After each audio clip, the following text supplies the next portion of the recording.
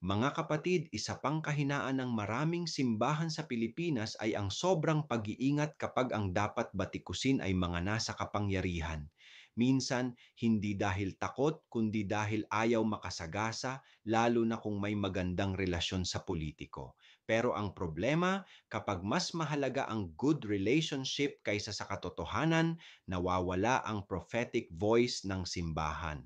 Kapag may abuso, pagnanakaw, o maliwanag na kasiraan ng bayan pero tahimik ang simbahan, nagmumukhang kakampi ito ng makapangyarihan kahit hindi naman dapat. Mga kapatid, ang pananampalataya ay hindi lang tungkol sa ritual.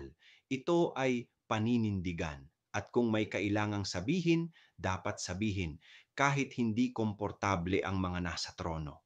Ako si Padre Jesse Galilea, may pusong Pinoy, kasama mo sa pananalig at pakikibakang panlipunan. Hanggang sa muli, mga kapatid.